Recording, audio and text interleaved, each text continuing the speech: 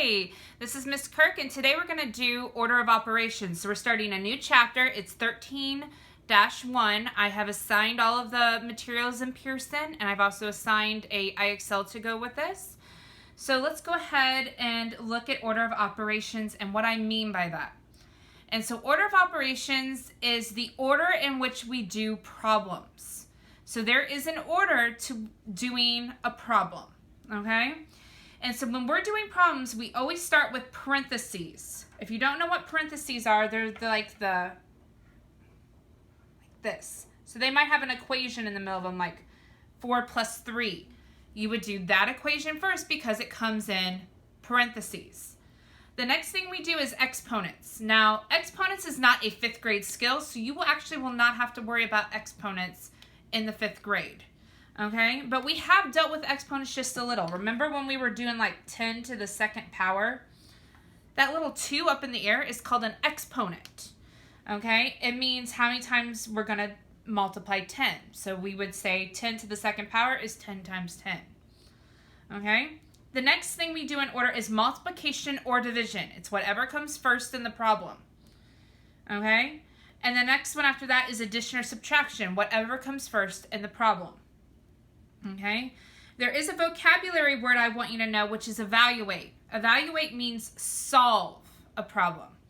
And we'll come back to this in just a second, but it's just a little phrase to help you understand order of operations.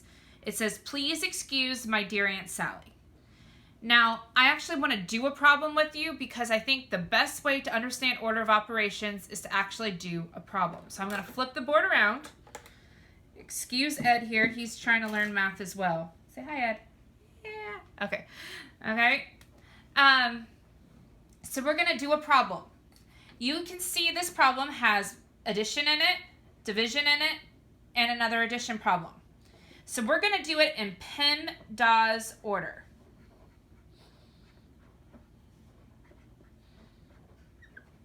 So once again, I wrote PEMDAS here. So we look at this problem, we asked, are there any parentheses in it? Well, do you see anything that looks like this? Like a parenthesis, like where it's telling you to do that part first.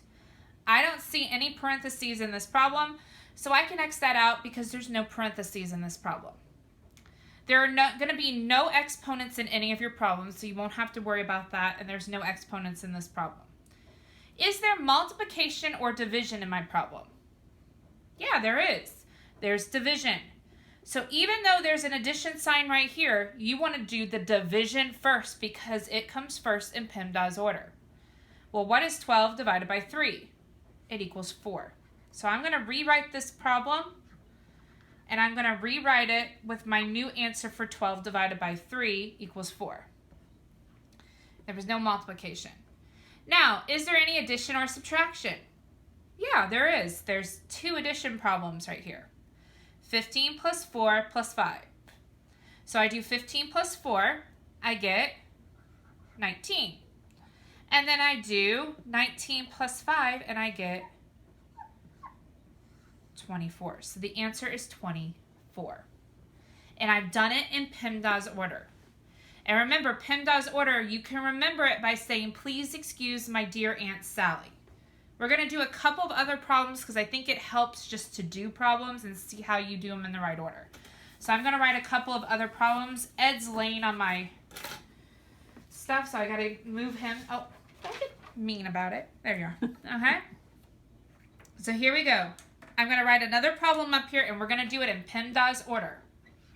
It's 8 times 3 plus 2, and look what they're in parentheses, minus 6.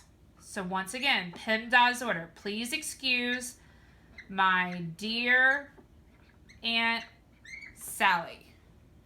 Okay, so I'm going to go through this problem, and I'm going to write it in PEMDAS order. Do I have any parentheses? Yes. What is 5 plus 2? Or, sorry, 3 plus 2. Well, I kind of gave it away. It's 5.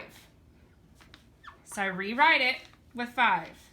You guys know that I do that all the time, so you're used to that. Okay? Do I have any exponents? No. Do I have multiplication or division? Yes, I have right here 8 times 5 equals 40. So I'm going to say that equals 40, and I'm going to rewrite the problem. Do I have addition or subtraction? Yes. Okay, 40 minus 6 equals 34. So the answer is 34. And I've done it in PEMDAS order. I've done parentheses first, then exponents, which we didn't have any. And I told you none of these problems will have exponents this year. Then I've done multiplication and division when I did 8 times 5. Then I did addition or subtraction when I did 40 minus 6. Let's do one more, and then we will stop for today. Hey, you don't need the pen. Thank you. Okay. So here we go. Here's our last one we're going to do. Help you out.